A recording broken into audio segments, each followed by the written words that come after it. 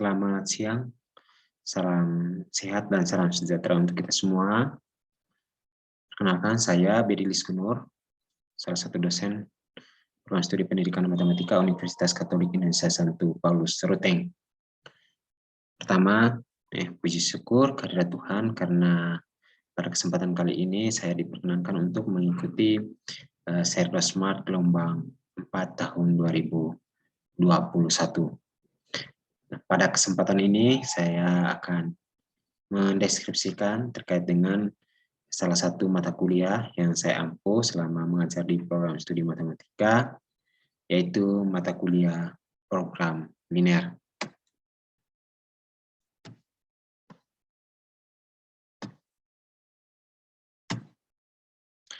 Baik, mata kuliah ini merupakan salah satu bagian dari matematika terapan yang dapat digunakan untuk membantu memecahkan persoalan-persoalan dalam bidang ekonomi, industri, manajemen, pertanian, dan lain-lain. Nah, materi yang dibahas itu lebih menekankan pada aplikasi pemrograman linear dan interpretasi pemrograman linear. Nah, isi pokok dari materi yang akan dipelajari mata kuliah ini, yang pertama itu adalah persoalan optimasi dalam program linear dan penyelesaian program linear itu dengan metode grafik. Lalu yang kedua, itu metode simplex, itu berkaitan dengan pengantar metode simplex, kemudian metode simplex untuk kasus memaksimumkan dan minimumkan, kemudian contoh-contoh persoalan program linear untuk kasus memaksimumkan dan meminimumkan, dan penyelesaiannya dengan metode simplex. Lalu yang ketiga, persoalan dualitas, itu berkaitan dengan kaidah-kaidah transformasi dual, teorema-teorema dual, dan pemecahan dual.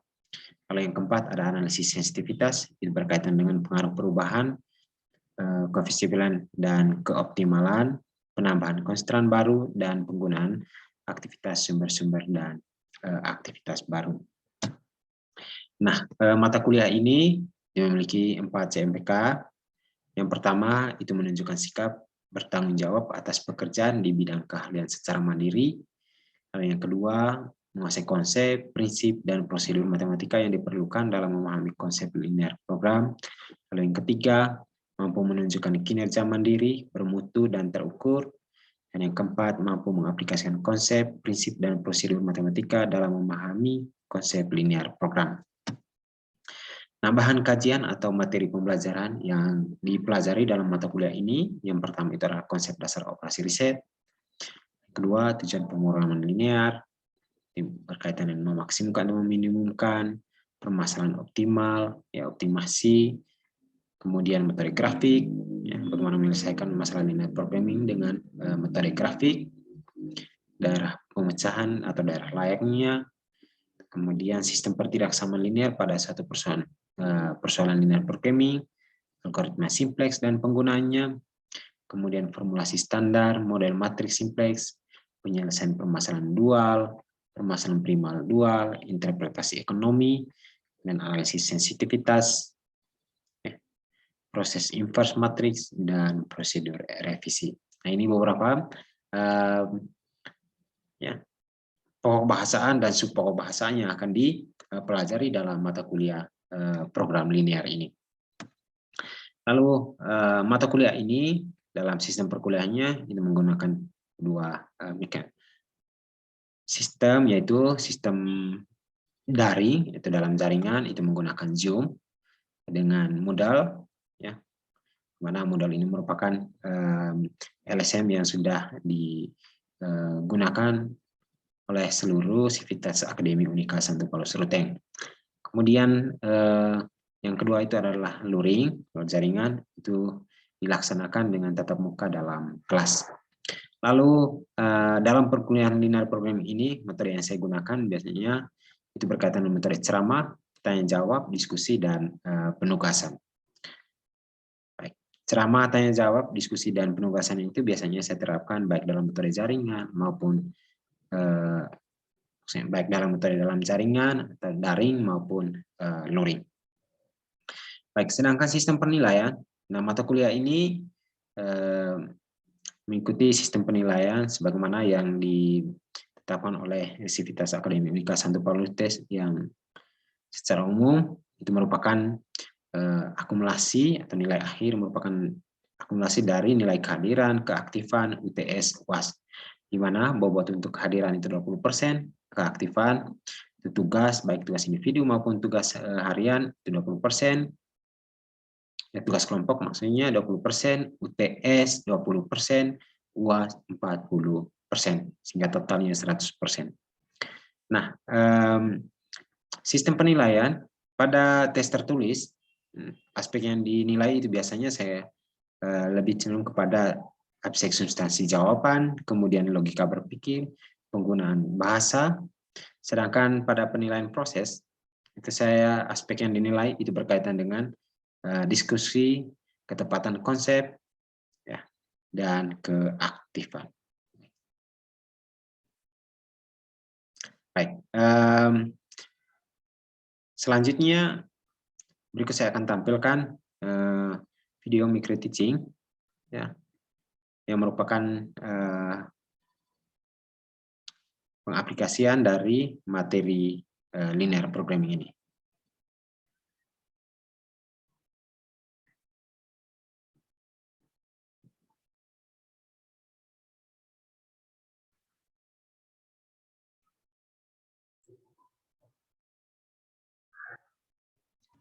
Oke, baik. Selamat siang, teman-teman sekalian. Ya. Siang, Pak. Ya, oke, baik. Ya, hari ini kita ketemu lagi dalam perkuliahan linear programming. Ya, di pertemuan kali ini kita akan bahas terkait dengan bagaimana menyelesaikan masalah linear programming itu dengan menggunakan metode simplex. Nah, di poin pertama yang akan kita diskusikan atau yang kita bicarakan hari ini adalah terkait dengan bagaimana kita menyelesaikan masalah linear programming untuk kasus memaksimumkan dengan batasan kurang dari sama dengan. Ya, baik.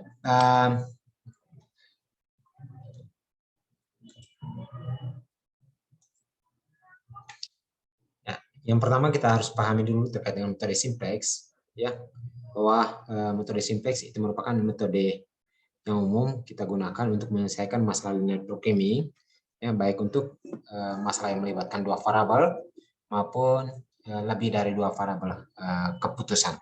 Ya, seperti saya jelaskan sebelumnya pada metode grafik bahwa ketika masalah linear programming itu melibatkan 3 variabel atau lebih, maka itu akan kesulitan kita dalam menyelesaikan secara grafik.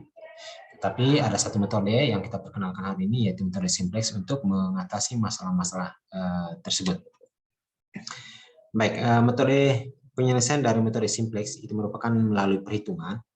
Cara kerjanya itu perhitungan ulang, iterasi, di mana langkah demi langkah perhitungan yang sama diulang sebelum solusi optimal itu kita peroleh.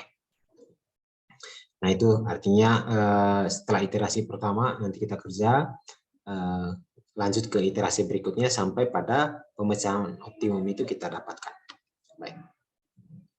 Nah, dalam menyelesaikan metode simplex ada beberapa syarat yang perlu kita perhatikan dengan baik. Yang pertama itu adalah model program linear itu harus dirubah dulu ke dalam bentuk umum yang dinamakan dengan bentuk baku atau bentuk standar. Nah, artinya langkah yang pertama atau syarat yang pertama, dari bentuk pertidaksamaan linear yang kita dapatkan nanti dari sana, kita harus transformasikan dulu ke dalam bentuk standar menjadi persamaan linear.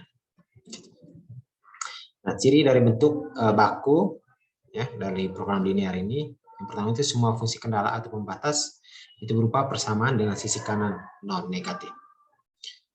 Kemudian semua variabel keputusan non negatif, lalu fungsi tujuan dapat memaksimumkan atau meminimumkan. Ya, baik. Nah, secara umum itu dapat dituliskan bahwa fungsi tujuannya memaksimumkan atau meminimumkan Z sama dengan Cx, dengan fungsi pembatas Ax itu sama dengan B, X itu lebih dari sama dengan 0. Di mana C itu merupakan koefisien dari setiap variabel pada fungsi tujuan, sedangkan X itu sendiri itu merupakan variabel atau pengubah keputusan kita punya. Nah, kemudian demikian juga A itu menunjukkan koefisien untuk setiap variabel pada pembatas, fungsi pembatas. Kemudian B itu merupakan nilai sisi kanan. Kemudian X lebih dari sama dengan 0 itu merupakan batasan non negatif, ya, seperti yang sudah kita ulaskan sebelumnya. Nah, hal yang perlu diperhatikan, ya, bahwa metode simplex itu hanya bisa dipakai atau diaplikasikan dalam bentuk standar, sehingga kalau tidak dalam bentuk standar itu kita harus transformasikan dulu menjadi bentuk standar atau bentuk baku, seperti yang saya jelaskan tadi. Oke. Nah, dalam melakukan transformasi ke dalam bentuk standar atau bentuk baku, ya, beberapa hal yang perlu diperhatikan. Yang pertama, fungsi pembatas itu harus yang mempunyai tanda kurang dari sama dengan, itu kita harus ubah menjadi bentuk persamaan, itu dengan menambahkan satu variabel baru yang dinamakan dengan slack variable atau variabel slack. Kemudian sisi kanan dari sebuah persamaan dapat selalu dibuat non negatif dengan mengalihkan kedua sisi dengan negatif 1. Nah, ketika dengan dikalikan dengan negatif 1, maka arah pertidaksamaan dibalik. Nah, ini salah satu contoh, ya. Contoh misalnya kita punya apa namanya, kendala atau batasan negatif 2x1 plus 7x2 kurang dari sama negatif 1, maka kita transformasikan ke dalam bentuk standar atau bentuk baku, itu menjadi 2x1 kurang 7x2 kurang x1 sama dengan 1, di mana x1 juga lebih dari sama dengan 0. Di sini kita bisa lihat bahwa negatif 1 nilai sisi kanan, maka kita harus transformasi menjadi non negatif, itu dengan dikalikan dengan negatif 1. Nah, ketika dikalikan dengan negatif 1, maka ya, kedua ruas kan dikalikan dengan negatif 1, maka negatif 2x1 dikali dengan 1, negatif 1 itu menjadi positif, kemudian plus 7x1 dikali dengan negatif 1 menjadi negatif 7x2. Nah, lalu tandanya kurang dari, ya, jadi tambah dengan S1, ya, lebih S1 lalu dikalikan dengan negatif 1 tadi menjadi kurang dari S1 itu sama dengan 1. Atau bisa juga langsung dulu kita rubah lebih dari sama dengan 1, kemudian lebih dari itu kita transformasikan ke dalam bentuk standar lalu dikurangkan dengan satu variabel slack, ya, surplus maksud saya. Oke, baik. Berikutnya itu adalah fungsi tujuan. Dengan adanya slack variable, ya, atau penambahan variabel slack tadi pada fungsi pembatas, maka fungsi tujuan juga harus disesuaikan dan memasukkan unsur slack variable. Nah, karena slack variable tidak mempunyai kontribusi apa-apa terhadap fungsi tujuan, maka konstanta untuk slack variable tersebut itu ditulis 0.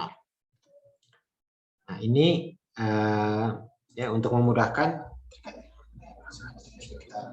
bahas sebelumnya itu, ini adalah salah satu contoh. Ya. Yang pertama ini contoh kasus masalah linear programming dengan fungsi tujuan memaksimumkan Z sama dengan 4x1 plus 5x2. Nah, dengan fungsi pembatasnya x1 plus 2x2 itu kurang dari sama dengan 40, 4x1 plus 3x2 kurang dari sama dengan 120, di mana x1 dan x2 itu lebih dari sama dengan 0. Nah, di sini kita diminta untuk coba merubahnya itu ke dalam bentuk standar atau bentuk baku. Oke. Nah, ya seperti yang dijelaskan tadi, maka dalam merubah ke dalam bentuk standar atau bentuk baku, kita harus perhatikan kendalanya. Nah, di kendala yang pertama, itu ada tanda kurang dari sama dengan. Karena itu, untuk transformasi ke dalam bentuk baku, kita harus tambahkan satu variabel slack. Nah, sehingga dari sini x1 plus 2x2 kurang dari sama dengan 40 menjadi x1 plus 2x2 plus s1 sama dengan 40, di mana s1 ini merupakan apa namanya, penambahan variabel slack. Nah, demikian juga untuk yang kedua. Nah, setelah ditambahkan slack variabel, kemudian fungsi tujuannya kita tambahkan 4x1 plus 5x2 plus 0s1 plus 0s2. 0s1, 0s2, 0 itu tadi sudah dijelaskan bahwa karena variabel slack itu tidak berkontribusi apa-apa, maka pada fungsi tujuan koefisien dari variabel slack itu sendiri sama dengan 0. Ya. Untuk sampai di sini bisa paham? Bisa, Pak. Saya, Pak. Oke, baik. Oke. Baik, dengan menggunakan prosedur yang sama seperti yang tadi, itu coba kita transformasikan ke dalam bentuk standar atau bentuk baku dari kasus seperti ini. Silakan. Siapa yang bisa? Ya, Pak. Ya, silakan Desi. Baik, Pak. Untuk yang nomor 1 itu 2x1 karena tandanya kurang dari sama dengan, maka kita tambahkan variabel slack atau kita tambahkan 2x1 ditambah dengan x3 sama dengan 8. Dan yang kedua itu untuk 3x2 itu kita tambahkan lagi satu variabel slack atau sama dengan x4 itu sama dengan 15. Dan yang ketiga 6x1 tambah 5x2 ditambahkan satu variabel slack itu sama dengan x5. Jadinya 6x1 tambah 5x2 ditambah x5 sama dengan 30. Iya, oke. Bagaimana fungsi tujuan? Untuk fungsi tujuannya, Pak, 3x1 ditambah 5x2 tambah x3 tambah x4 tambah x5 lebih besar sama dengan 0. Oke, baik. Yang lain? Saya, Pak, bentuk fungsi Ya. tujuannya. Ya, silakan Emil. Fungsi tujuan sama dengan 3x1 plus 5x2 plus 0x3 plus 0x4 plus 0x5. Ya, oke. Baik. Kalau untuk batasannya sama seperti yang disampaikan oleh Desi? Iya, Pak, sama.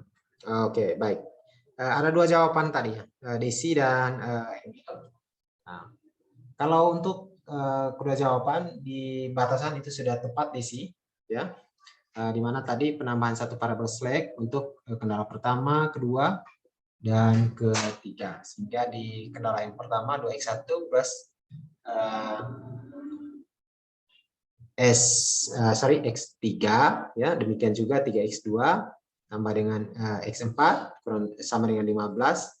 Nah, lalu di fungsi tujuan ya, di fungsi tujuan tadi 3x1 plus 5x2 tambah 0 ya, tambah 0 x3 tambah 0 x4 tambah 0 x5.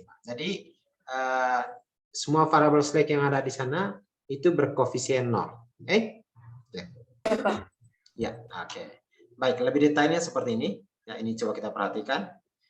Di fungsi pembatas di bagian bawah ini bisa kita lihat 2x1 itu menjadi 2x1 plus x3. Nah, oke. Nah, sehingga di sini nanti akan kita tambahkan, saya lupa untuk tambahkan di sini 0x3, 0x4 dan 0x5-nya. Oke, baik. Sampai apa namanya? Untuk transformasi ke dalam bentuk standar, bentuk baku sudah paham? Sudah, Pak. Ya, oke. Yang lain bagaimana? Sudah, Pak. Iya, oke. Nah, selanjutnya kita coba selesaikan dengan menggunakan metode simplex. Ya, itu kita buatkan tabel simplex.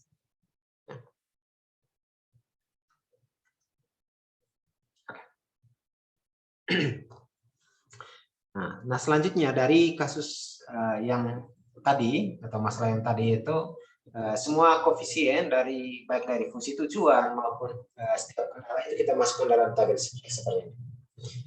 Ini di Z itu tadi kan negatif 3x1 kurang 5x2 tambah 0x3 tambah 0x4 tambah 0x5, kemudian kendala yang pertama 2x1 tambah x3 sama dengan 8, kemudian kendala yang kedua 3x2 tambah x4 sama dengan 15, sedangkan kendala yang ketiga x1 plus 5x2 tambah x5 sama dengan 30. Nah, dalam menyelesaikan metode dengan menggunakan metode simplex ini, setelah kita buat dalam tabel simplex, selanjutnya kita menentukan variabel masuk. Ya, menentukan variabel masuk untuk kasus memaksimumkan, variabel masuk adalah variabel yang memiliki koefisien paling negatif pada fungsi tujuan. Nah, ini coba kita lihat di koefisien pada fungsi tujuan kita punya itu adalah negatif 3 berkaitan dengan x1, negatif 5 berkaitan dengan x2. Nah, mana yang paling negatif? Yang negatif 5. Negatif 5, Pak. Negatif 5. Ini negatif 5, maka yang menjadi variabel masuk adalah X2. Nah, setelah kita menentukan variabel masuk, selanjutnya kita akan menentukan variabel keluar. Nah, variabel keluar itu kita dapatkan dari rasio terkecil dari ya, nilai sisi kanan dengan koefisien kolom masuk tadi. Nah, ini bisa kita lihat bahwa 8/0, kemudian 15/3 dengan 30/5. Oke, yang pertama di sini.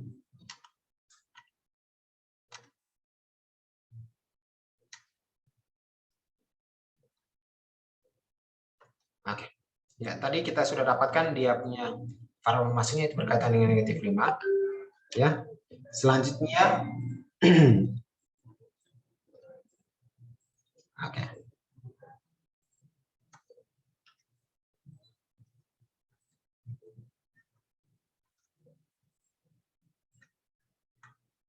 Oke. Nah, tadi setelah kita dapatkan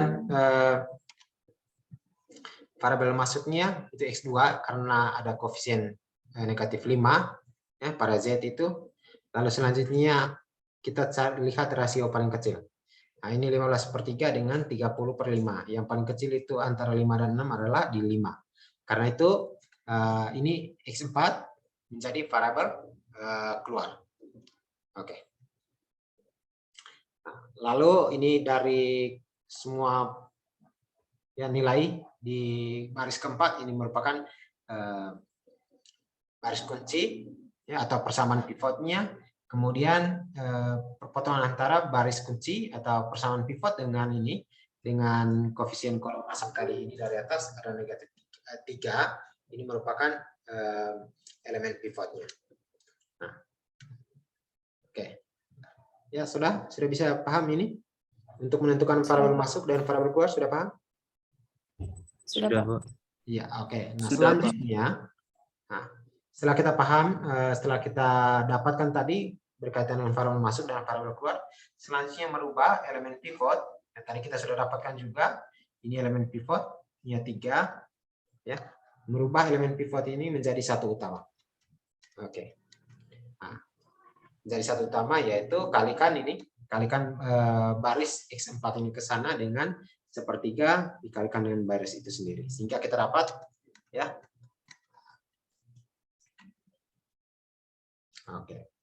Ya, kita dapat untuk baris B3 ini ya, atau baris ketiga ini karena tadi semua dikalikan dengan 1/3 ya, 0 dikali dengan 1/3 0, kemudian 3 dikali dengan 1/3 sama dengan 1, 0 kali 1/3 0, 1 kali 1/3 sama dengan 1/3, 0 kali 1/3 0, kemudian 15 dikali 1/3 itu sama dengan 15/3 sama dengan 5. Oke. Oke. Lalu berikutnya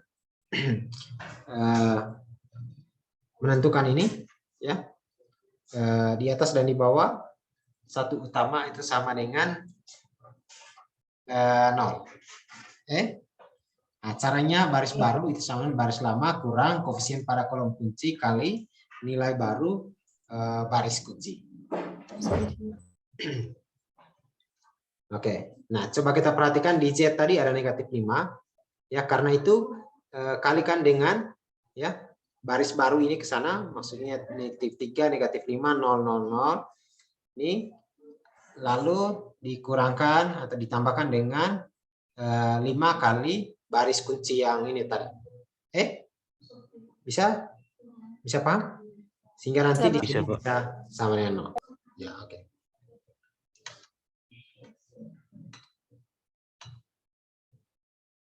Oke.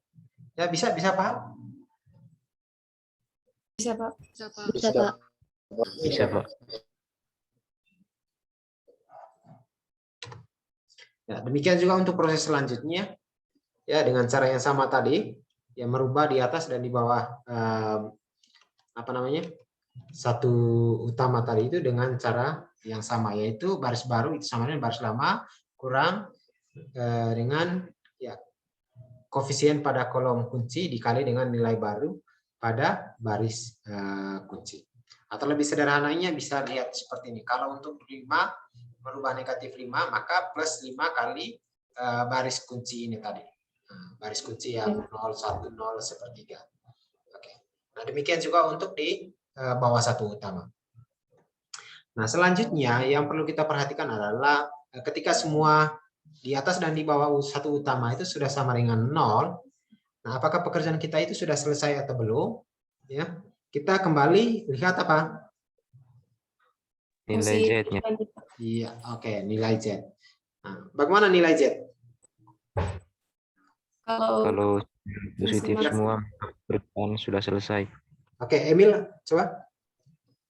Kalau nilai Z-nya sudah positif semua, maka pengerjaan kita sudah mencapai titik optimumnya, Pak. Oke, Atau yang lain? sudah selesai. Ya, selesai. Oke, yang lain? Saya Pak, Ya, lihat silakan, dari Din. fungsi tujuannya Pak. Lihat dari Silakan, fungsi tujuannya, jika yang dalam fungsi tujuannya memaksimumkan, maka kita lihat nilai Z-nya. Jika sudah positif semua, maka berarti hasil pemecahannya sampai di situ. Tetapi jika masih ada negatif, maka kita memerlukan untuk membuat tabel ulang dengan mencari variabel masuk, variabel keluar, dan menentukan elemen pivotnya. Oke, baik. Ya.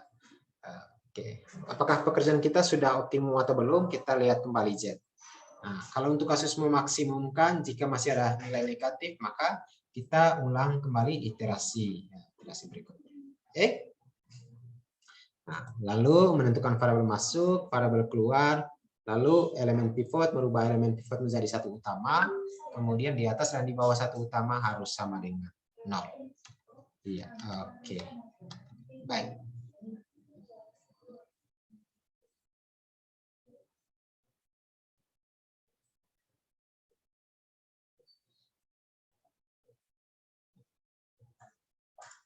Ya, oke.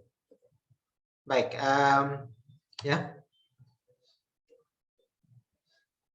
Untuk penyelesaian selanjutnya dari soal ini, itu bisa kamu cek di di PowerPoint yang sudah saya bagikan di Moodle, ya. Itu bisa kamu download, kemudian pelajari, ya. Kita tidak bisa selesaikan sampai selesai karena kita dibatasi dengan waktu. Oke. Baik, Pak. Ya, Baik, Pak. intinya, oke. Penyelesaian dari soal ini itu sudah sampai pada titik optimum. Nanti kamu coba pelajari dari setiap iterasi ke iterasi berikutnya, kemudian nilai-nilai yang diperoleh dipelajari kembali, itu bisa kamu cek di Moodle, ya. Baik.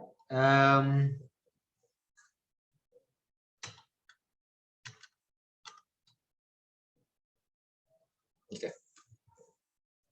Nah, ini tadi yang sudah kita bahas, bahwa kita bisa lihat di baris pertama Z itu tidak lagi yang bernilai negatif. Nah, karena itu tidak perlu kita mengulang kembali iterasi, dan ini sudah mencapai titik optimal. Nah, dari tabel ini, ya, dari tabel simplex tadi itu kita dapatkan bahwa nilai X1-nya itu sama dengan 5/6, X2-nya itu sama dengan 5, dan Z-nya itu sama dengan 27,5 atau 27/2.